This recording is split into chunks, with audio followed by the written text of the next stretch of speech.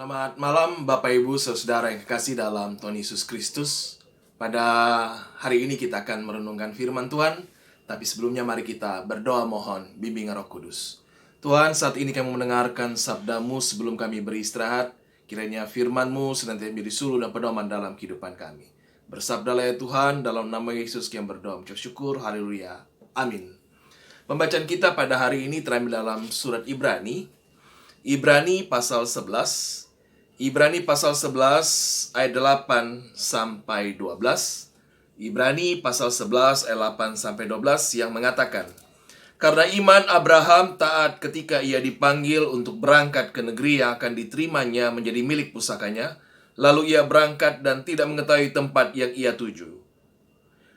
Karena iman ia diam di tanah yang dijanjikan itu seolah-olah suatu tanah asing, dan di situ ia tinggal di kemah dengan Ishak dan Yakub yang turut menjadi ahli waris janji yang satu itu.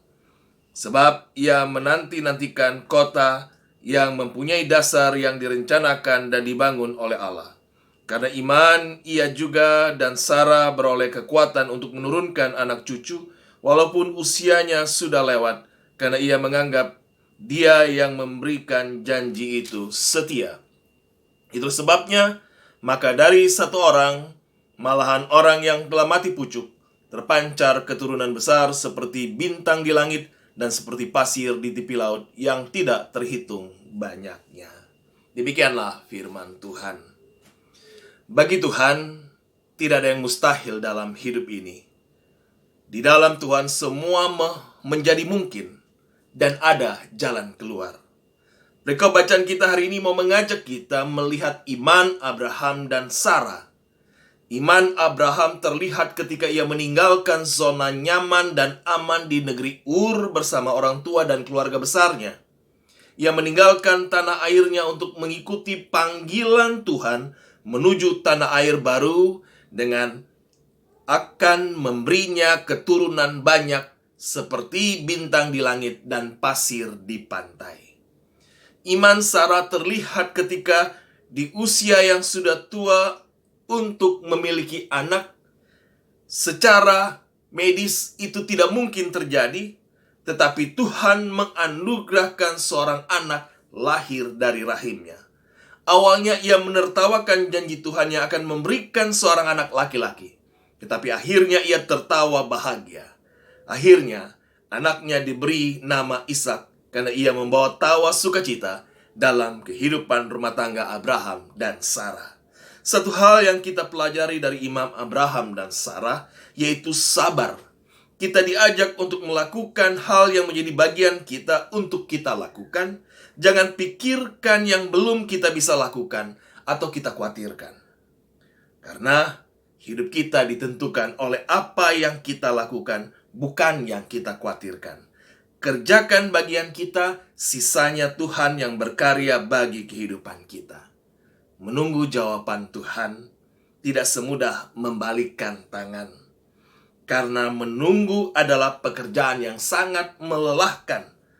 Namun datanglah kepada Tuhan Yesus, tinggalkan zona aman dan nyaman kita, pegang janji Tuhan dalam hidup kita, dan jangan lihat masalahnya, tetapi lihatlah dan peganglah janji Tuhan dalam hidup kita.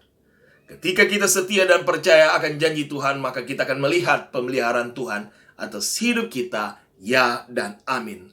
Berkat-Nya selalu melimpah dalam hidup kita, dari sekarang kekal sampai selama-lamanya. Amin. Mari kita satu di dalam doa. Bapa, terima kasih untuk kebaikan kemurahan Tuhan yang menyertai kami sepanjang hari ini, sehingga kami boleh berkarya, bekerja, dan beraktivitas. Dan sebelum kami beristirahat, Engkau sudah kenyangkan kami dengan firman-Mu. Biarlah kami boleh belajar iman Abraham dan iman Sarah, agar kami tetap memegang janji Tuhan dan tetap setia akan kebaikan kemurahan Tuhan yang Tuhan nyatakan dalam kehidupan kami. Dan kami mau hidup di dalam firman-Mu. Dan pada malam hari ini kami mau istirahat, Tuhan sertai peristirahatan kami, sehingga esok pagi boleh bangun dengan tubuh yang segar tanpa kurang suatu apa. Pada saat ini mau berdoa ya Tuhan, untuk penanganan COVID-19 yang masih mewabah. Berkati pemerintah kami, berkati para medis, sehingga pemulihan Kesembuhan boleh terjadi dalam kehidupan berbangsa bernegara kami. Dampak dari pandemi COVID dalam bidang pendidikan, perekonomian, kebudayaan, agar kami mampu menghadapi dan mengatasinya. Begitu juga dengan gereja Tuhan, mulai dari majelis sinode, majelis jemaat, baik di kota maupun di desa, agar pelayanan yang kami lakukan berkenan di hadirat Tuhan. Berkati gerejamu, agar semuanya berjalan seturut dengan kehendak Tuhan. Biarlah Tuhan yang memberkati. Yang sakit Tuhan lawat. Biarlah di dalam nama Tuhan Yesus ada pemulihan. Yang berduka cita Tuhan memberi penghiburan, kekuatan. Karena Engkaulah satu-satunya Tuhan yang memberi pengharapan dan kekuatan di dalam kehidupan ini. Yang bergumul dengan persoalan-pergumulan dalam kehidupan ini, biarlah Tuhan memberikan jalan keluar di dalam kehidupan ini. Inilah kami ya Tuhan, dengan segala keberadaan kami mau beristirahat. Tuhan sertai dan berkati kami. Ke dalam tangan-Mu kami menyerahkan kehidupan ini. Demi Tuhan Yesus Kristus yang sudah mengajar kami berdoa bersama. Bapa kami yang ada di surga, dikuduskanlah nama-Mu, datanglah kerajaan-Mu, jadilah kehendak-Mu di bumi seperti di surga. Berilah kami pada hari ini makanan kami yang secukupnya, dan ampunilah kami akan kesalahan kami, seperti kami juga mengampuni orang yang bersalah kepada kami. Dan jangan bawa kami dalam pencobaan, tetapi lepaskanlah kami daripada yang jahat, karena Engkau punya kerajaan dan kuasa dan kemuliaan sampai selama-lamanya. Amin. Selamat malam, selamat beristirahat.